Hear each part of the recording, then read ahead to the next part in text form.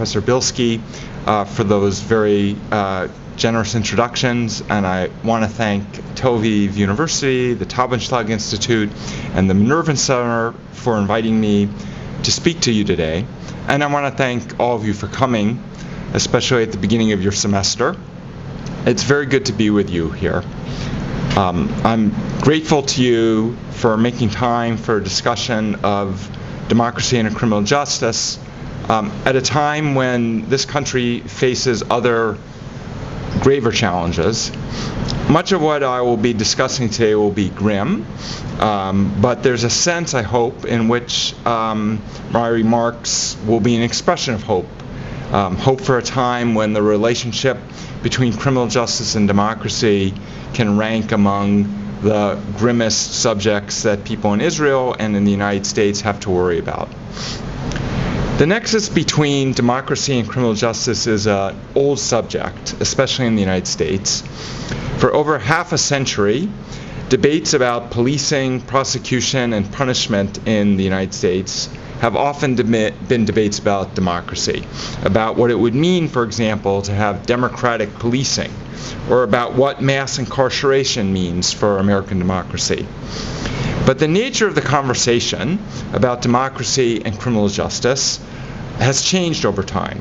And I'll suggest today that it should change once again to reflect the distinctive ways in which democracy is now under threat in the United States, in Israel, and around the world.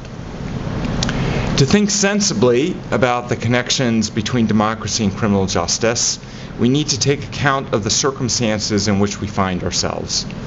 And those circumstances include, in the United States, the very real prospect that Donald Trump, who tried to stay in office 4 years ago by spreading lies and fomenting violence, and who now presents himself first and foremost as an instrument of retribution against his political opponents, may win another term as president. The circumstances here in Israel are more dire, and probably were so even before the horrific attacks of October 7th, before the grinding war that followed with its staggering human costs, and before the political and diplomatic crises to which the war has given rise.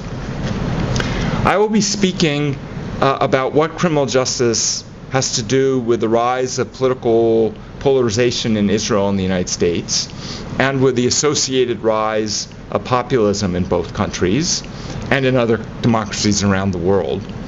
But I will be talking more about the United States than about Israel, because I know the situation in the United States better. And this is one of many reasons I am very grateful to Professor Kremnitzer and Professor Totri Jubran for agreeing to respond to my comments today. I will largely leave it to the two of them in the first instance to address how and in what degree my comments apply to the very challenging situation here in Israel. In the United States, over the course of my lifetime, there have been two successive discussions about the connections between democracy and the apparatus of policing, prosecution, and punishment. The first debate began in the 1950s and continued into roughly the 1980s. The second debate began more or less in the 1980s and continues to this day.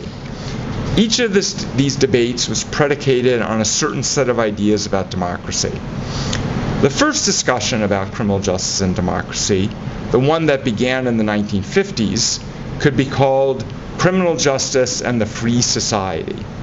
The focus of this discussion was the proper balance between, on the one hand, community safety and law enforcement, and on the other hand, what were often called democratic values. Democratic values were things like free speech, free assembly, freedom of movement, and tolerance for nonconformity. The machinery of criminal justice, and especially the police, seemed to threaten those things. The ideas about democracy that informed this first conversation about criminal justice and democracy were the ideas associated with what came to be called democratic pluralism. This was a highly cohesive, highly influential set of ideas about what democracy meant and how it worked, particularly in the United States. It grew out of the history of the mid-20th century, the rise of fascism, Nazism, Stalinism, Maoism, the Second World War, and then the Cold War. And it shaped popular discourse about democracy, high school textbooks, newspaper editorials, political speeches.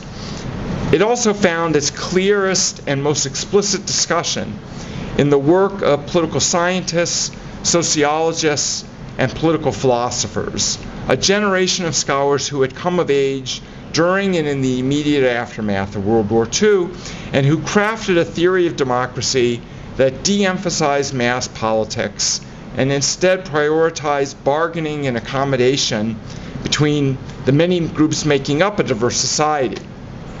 The bargaining and accommodation, these scholars often stressed, relied less on mass politics than on elites and professionals, and it required a widely shared commitment to certain rules of the game, which is to say certain principles of restraint, toleration, and fair process. It made sense to see these principles as the warp and woof of democracy, because the totalitarian regimes of the mid-20th century were defined by their assault on those values. And because the apparatus of criminal justice, and in particular the police, were seen as totalitarian in miniature, a kind of tamed version of totalitarianism, it made sense to think that the chief connection between criminal justice and democracy was the threat that criminal justice posed to democracy. The question was how to prevent the apparatus of criminal justice from eroding the foundations of democracy. But by the 1980s, this way of talking and thinking about criminal justice and democracy had begun to seem less compelling. Crime rates in the United States soared, beginning in the 1960s and continuing through the 1970s, and at the same time, the police began to figure out how to actually reduce crime, which was remarkably enough something that they had never been very good at before. And part of what the police figured out was that if they wanted to reduce crime, they needed to work with the public instead of standing apart from the public. The rising crime rates and the new strategies of policing made it harder to think of law enforcement and democracy as fundamentally in tension. It made it harder to think that the relationship between criminal justice and democracy was all about how much one should be traded off for the other.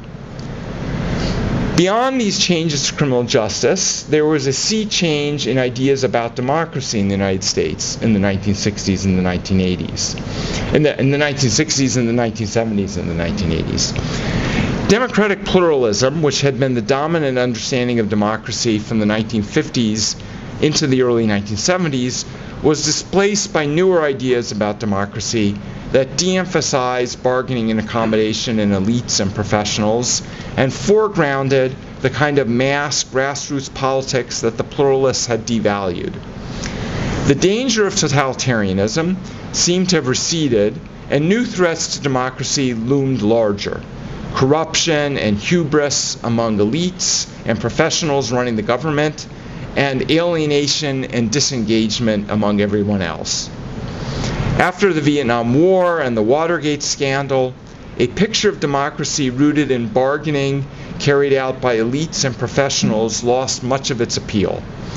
There was renewed attraction, both among scholars and in popular discourse, to the idea that democracy meant elevating and empowering ordinary people and honoring the popular will. The downfall of democratic pluralism and changes on the ground relating to crime and policing led to a new and different discussion about the relationship between criminal justice and democracy. The old conversation about criminal justice and the free society was supplanted by a debate about criminal justice and the people. The new debate was about whether empowering the popular will was good or bad for criminal justice, and in particular, whether it was the solution to, or alternatively, the cause of, the excesses of criminal justice that began to be apparent by the late 1980s and the early 1990s. Were those excesses long mandatory prison sentences, swelling prison populations, overly violent policing, all of this opposed in a racially lopsided way. Were these policies the result of too much democracy or of too little? Two rival explanations emerged for what has been called the punitive turn in American criminal justice in the late 20th century and the early 21st century. The first explanation blamed experts and elites. The second explanation blamed the influence of mass politics. Both sides of this debate tended to think of democracy as, essentially, popular sovereignty, giving the people what they want. The disagreement was just over whether this was good or bad for criminal justice. Either way, democracy was seen as a conveyor belt, taking the popular will and turning it into policy. So this was always a simplistic way to think about democracy.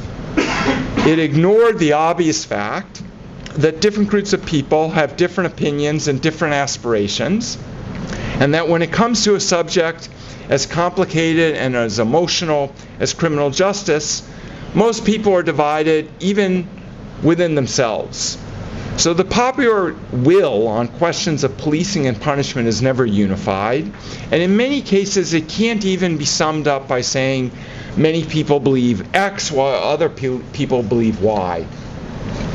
This was always true, but it has become much more apparent over the last 10 to 15 years with the rise of divisive forms of populism in democracies around the globe, very much including the United States and Israel. So in English, the word populism has two meanings. I don't know if that's true in Hebrew. Often, especially in the United States, the word populism just means opposing social hierarchies, particularly those based on wealth or class. That's not the kind of populism I'm talking about. I'm talking about a form of politics that is centered around authoritarian leaders who champion an exclusionary, morally defined people against outsiders and elites. The kind of politics that is identified most strongly in the United States with Donald Trump. Because populism of this kind bases its claim to moral and democratic legitimacy on a sharply circumscribed idea of the people, because of this, the rise of populism has gone hand in hand with growing political polarization. Certainly this is true in the United States. Americans increasingly define themselves by their political affiliation, or more particularly their political enemies. The percentage of Americans who describe themselves as members of one of the two major political parties is actually at a historic low in the United States. But negative feelings about those on the opposite side of the political spectrum have risen sharply over the last couple of decades. Conservatives in the United States may not identify as Republicans, but they hate Democrats. And liberals who don't see themselves as Democrats nonetheless abhor Republicans. Moreover, political affiliation has emerged as the dominant, overarching form of social identity in the United States. It's increasingly rare for Americans to hold different political affiliations than their parents, or to marry a member of the opposite political party. The prevailing political emotion is loathing. The fierce debates that have broken out among left-leaning Americans since last October about Israel, Zionism, and anti-Semitism are creating some new political fault lines. But to a striking degree, the new divides, like the older ones, are defined by fear and enmity, not by dreams or aspirations. Political sectarianism is not just an American phenomenon. It can be found in Europe and the United Kingdom as well. But it's especially pronounced in the United States. It may be even more pronounced here in Israel, although the lines of political fissure here obviously differ in important ways from those in the United States. Around the globe, the rise of authoritarian populism and political sectarianism has made popular sovereignty, deferring to the popular will, an increasingly unhelpful way to think about democracy. It's more and more obvious that there is no such thing as the people, no such thing as the popular will. And it's more and more dangerous to indulge in those fictions because of the key role that they play in justifying authoritarian populism and fueling sectarian animosity. Popular sovereignty isn't the same thing as populism. One is an unconvincing theory of democracy. The other is a pernicious form of politics. But the two are connected. Populism leans on popular sovereignty and throws its oversimplifications into sharp relief. The rise of populism and political sectarianism in the United States has therefore given many Americans a renewed appreciation for the central ideas of democratic pluralism, the old mid-20th century view of American democracy. There's a renewed belief that democracy shouldn't be understood as a simple matter of empowering the popular will, but instead as a system of norms and procedures for allowing a diverse society to govern itself peacefully and equitably. Democratic pluralism may be a larger part of everyday discussions about democracy here in Israel and in the United States, but it's nothing close to an orthodoxy in either country. Here, I think it's one side of a pitched debate about the nature and future of Israeli democracy. It's the theory of democracy held explicitly or implicitly by those Israelis who saw attacks on the power and independence of the Israeli Supreme Court last year as existential assaults on this country's democracy. I think it's the theory of democracy that makes the most sense in this moment, not just in Israel, but also in the United States and indeed around the world. So I think it's worth thinking about how democracy, understood in this way, is connected with criminal justice. And that's what I'm going to do in the remainder of my remarks.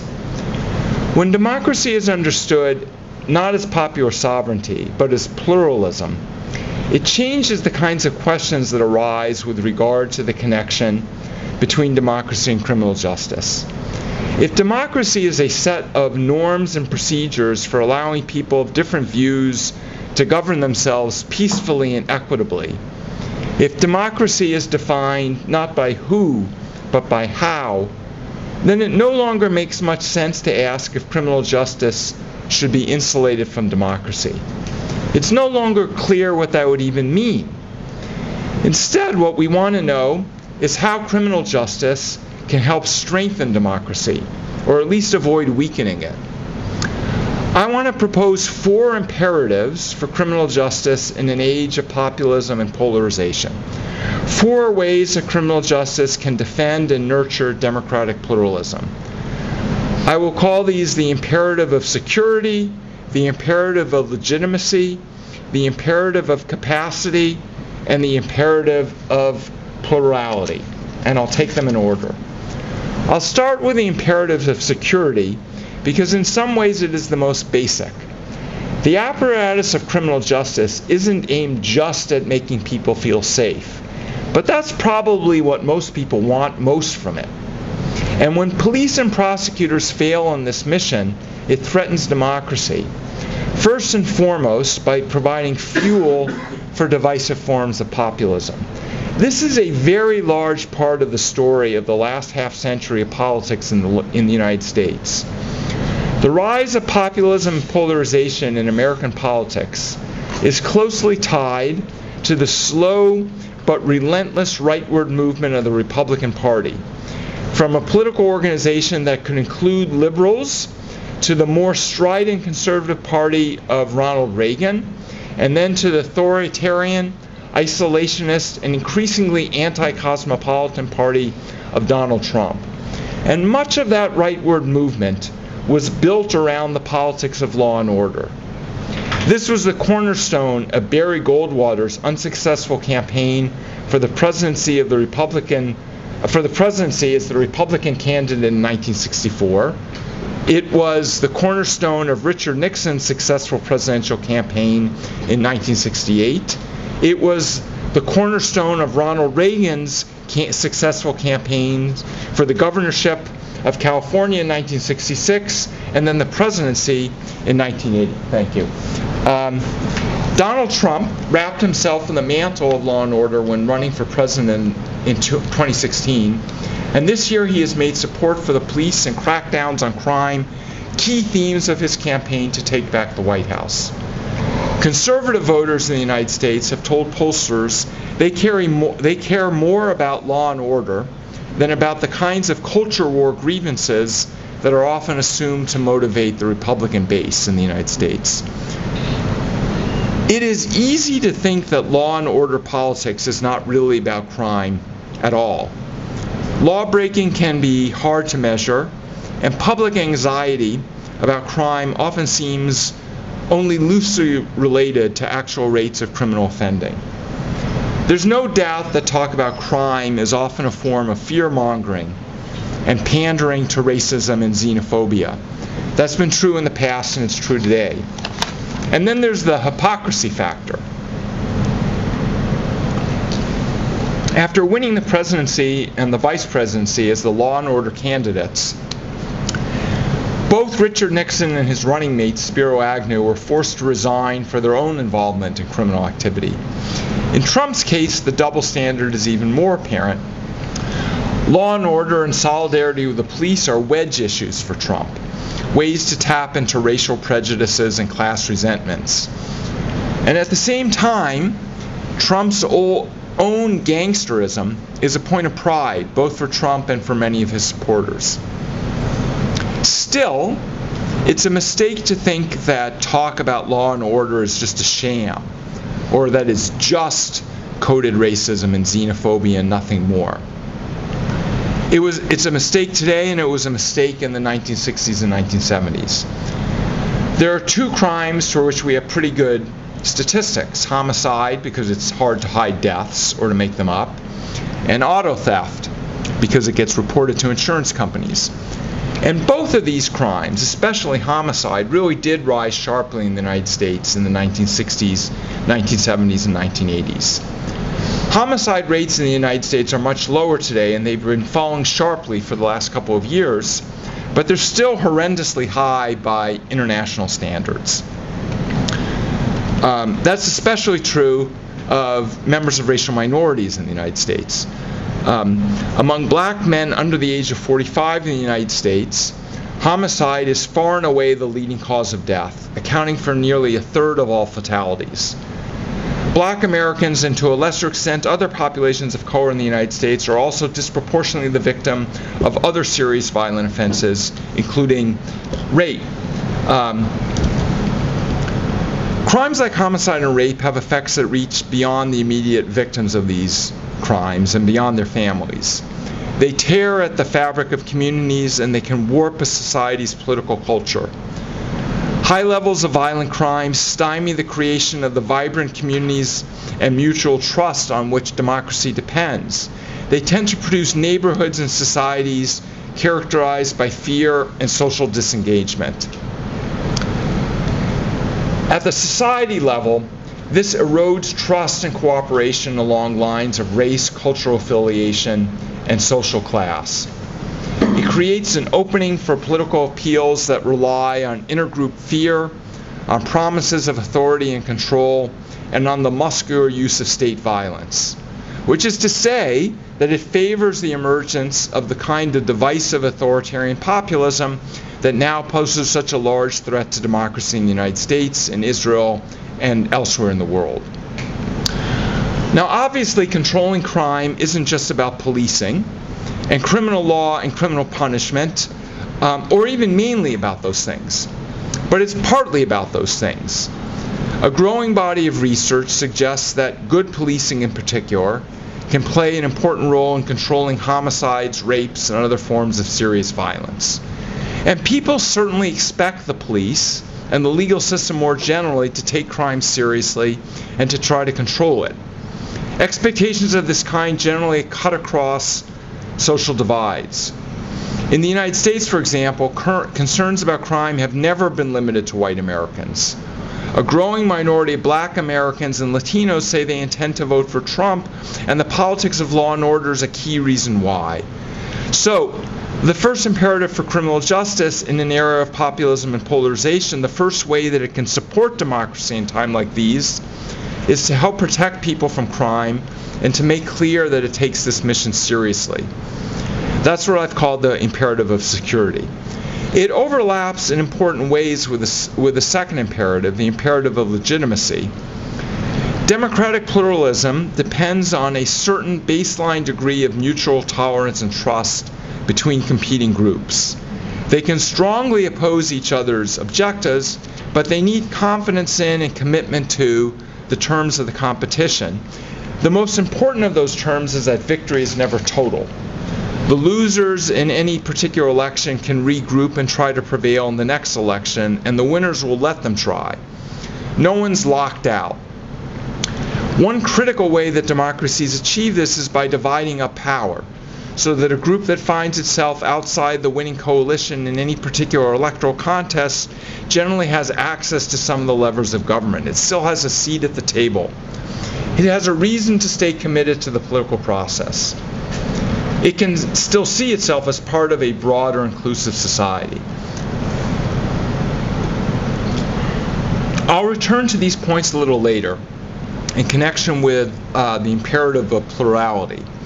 But what I want to underscore now is that the openness of the political system and its capacity to accommodate dissenters are not the only prerequisites for a degree of mutual tolerance and trust between competing groups. To see themselves as part of a broader, inclusive society, people need to believe that the government is working, at least in part and at least to some degree, for them and people like them. And in the lives of many people, particularly people who are socially marginalized or economically disadvantaged, the primary form in which government power manifests itself in their lives is the police. The police and the criminal justice system, for which they are the point of entry, therefore do a lot to influence, for good or for ill, the perceived legitimacy of the government and the degree to which people feel part of or alienated from the larger society. As the American legal scholar Monica Bell has recently stressed, bad policing doesn't just erode the legitimacy of the police, it erodes the legitimacy of the entire social contract by fostering what she calls legal estrangement, the feeling of being subjected to the law but not protected by it. The police and the criminal legal system can foster legal estrangement in two ways: by failing to protect people against police violence and by failing to protect people against private violence. Or to put it another way, by abusive policing and by ineffective policing. The second of these two channels is why the imperative of legitimacy overlaps with the imperative of security. Legal estrangement is partly a matter of feeling the legal system doesn't protect people like you against other people. But the first channel is equally, if not more important. At least it has been in the United States over the last half century. The rise of the new right in American politics and its capture of the Republican Party were fueled, as I've mentioned, by the politics of law and order. But the politics of law and order wasn't just a reaction to crime in the streets, it was also a reaction to a historic wave of rioting in the poor, predominantly African American ghettos found in cities throughout the country. The riots, which began in the late 1960s and continued into the 1970s, played a pivotal role in the rightward shift of the Republican Party and the polarization of American politics. And the riots themselves were rooted in failures of the American legal system, especially the police. Many grievances contributed to the riots, but none were more important than complaints about the police and about the way the legal system failed to hold the police accountable. African Americans complained both about the police ignoring crime in the ghetto and about the police brutalizing residents of the ghetto. The flashpoint for each of the hundreds of urban riots that convulsed the United States in the 1960s and 1970s was virtually always either an instance of police violence against a young black man or the failure of police officers involved in those attacks to be criminally charged or convicted. These dynamics are still operating in the United States today and continuing to fuel polarization and populism. The movement to defund the police, which rose to prominence 4 years ago in the United States, responds to and is shaped by the sense that American police and the American legal system still do not behave as though Black lives matter. African Americans, and to a lesser extent other racial minorities in the United States, continue to be victimized by violent crime at rates far higher than white Americans, and to be shot or killed by the police much more often than white Americans. Black people in the United States, and to a lesser extent other people of color, are also disproportionately represented in prison populations throughout the United States. At the opposite side of American politics, opposition to the idea of defunding the police, and opposition to the anti-police marches, protests, and riots that broke out in the United States in the summer of 2020 have served as rallying points for Donald Trump and his political movement. The prospects for American democracy thus depend in part on the ability of police departments, prosecutors, courts in the United States to do a better job protecting disadvantaged groups, particularly Black Americans, both from private violence and from police violence. And there are ways to do that. We have several decades of experience now with effective, community-based approaches to policing and more credible systems of police oversight. But these reforms take time to work, and they require the kind of cooperation across lines of race, class, and ideology that have become increasingly difficult because of the current polarized state of American politics. If I can turn very briefly to the situation here in Israel, not the military situation, but the challenges that Israel was facing even before October 7th, I have to say as an outside observer that the failure to provide Palestinians within Israel and in the occupied territories with minimal levels of physical security strikes me as extraordinarily alarming, not just for humanitarian reasons, but also because of the imperatives of security and legitimacy for democratic pluralism. I have in mind not just the use of unlawful force by the police against Palestinians, not just the decades-long failure to safeguard Palestinians against violence from Jewish supremacists, but both of these problems, together with the sky-high rates of homicide in Palestinian communities. Those rates are much higher than anything experienced even by African Americans in the United States, even though the overall homicide rate in Israel is far lower than the overall rate in the United States. As I say, this seems to me to be not just a humanitarian crisis, but a serious challenge for Israeli democracy. Okay, I've spoken about two ways that criminal justice systems can impair or assist democratic pluralism. I now want to speak of a third job for criminal justice in a diverse democratic society: building democratic capacity by training people in the skills of citizenship and equipping them for collective self-government. There's an old idea that the American criminal justice system performs this function through the institution of the jury. Alex de Tocqueville thought that the main value of juries in the United States was that serving on a jury was like attending school, a school of democracy. He thought that being a juror in the United States inculcated a sense of civic responsibility, fairness, and respect for the law.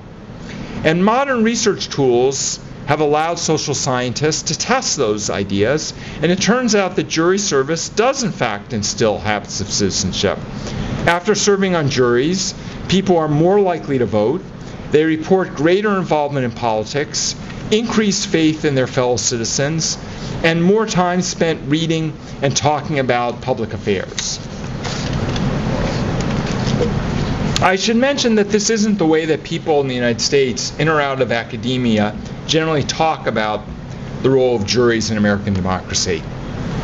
Instead, it's common to describe the jury as the conscience of the community. The idea is that the jury makes law democratic by bringing the common sense of ordinary people into the courtroom. The problem with this way of talking about the jury is that it rests on precisely the wrong idea about democracy. The idea that democracy is about putting the people or the community in charge. And the reason that's the wrong idea about democracy is that societies and communities are made up of individuals with widely differing beliefs, aspirations, and concerns.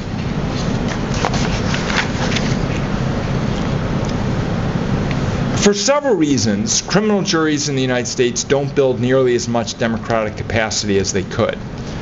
For one thing, we've replaced too many of our criminal trials with plea bargains. As a result, only about a third of American adults have ever served on a criminal jury. And jury service isn't spread evenly. Poor people and members of racial minorities are significantly less likely to serve on juries, partly because the United States does very little to make jury service feasible for people who can't afford to miss work. People who don't have cars they can drive to the courthouse, and people with children or older relatives they need to take care of. Finally, we structure jury trials in ways that discourage jurors from taking full collective responsibility for their decisions. Juries generally are uninvolved in sentencing, for example, and we don't even tell jurors about the range of sentences that could be imposed on a defendant if the defendant's convicted. So criminal juries in the United States could do more for American democracy than they currently do. Fortunately, juries aren't the only way that criminal justice can build democratic capacity. Community policing, the kind of community-based police reform that was enormously popular in the United States in the 1980s, but has since lost much of its luster, is another way. Community policing is now attacked on the right as being soft on crime, and it's attacked on the left as being soft on the police. But it remains broadly popular among people toward the middle of the political spectrum, moderate conservatives as well as moderate liberals, moderate blacks and Latinos as well as moderate whites. And that's for good reason. Community policing was sometimes just a slogan, sometimes just a way police departments marketed themselves and deflected criticism. But at its best, community policing was a way for police departments to bring a wide range of people into discussions about public safety, to give them a degree of collective responsibility for how their neighborhoods were policed, and to provide them with structured practice in addressing hard issues of public policy across boundaries of race, class, and ideology. Beyond the imperatives of security, legitimacy, and capacity, there's a fourth and final way that criminal justice can support democracy in a time of populism and polarization. This is the imperative of plurality. I touched on it earlier when I was discussing the imperative of legitimacy, and I said that democracies foster trust and mutual forbearance between opposing groups, in part by providing many different points of access to the levers of government. The English judge and historian Jonathan Sumption has described democracy as a constitutional mechanism for arriving at collective decisions and accommodating dissent. That's as good a definition as democratic pluralists could hope for. The imperative plurality is important not just to keep the losers in any particular election invested in the political process. It's equally, if not more important, to prevent the winners of elections from abusing their power. It's a brake on authoritarianism. And that brake is particularly important when, as today both in the United States and in Israel, there are strong populist movements built around leaders who promise hardline measures to defend the country's real people against outsiders and elites. Populism measures democracy by whether it's honoring the will of the true people, and it measures fairness and justice in the same way. And for this reason, once they are in power, populists tend to want all parts of the government to align with the North Star of the popular will. That makes them enemies of professionalism and career bureaucrats, what Trump and Benjamin Netanyahu have both called the deep state. And it inclines populist governments to what political scientists have called discriminatory legalism, the co-opting of legal processes to serve as a weapon against political enemies. Police, prosecutions, and prisons, the apparatus of criminal justice, provide discriminatory legalism with its most dangerous weapons. One lesson of the last 100 years is that it is impossible to put those weapons securely beyond the reach of authoritarian regimes. Legal doctrines can be twisted, the professionalism of judges and prosecutors can be subverted, and constitutional checks can be broken. This includes constitutional checks designed to accommodate dissent, to give political minorities a continuing say in how government power is exercised. Fortunately, it takes time for authoritarian regimes to defeat protections of this kind. This means that constitutional divisions of power, like professionalism and like legal guarantees of fairness and impartiality, can provide brakes on authoritarianism.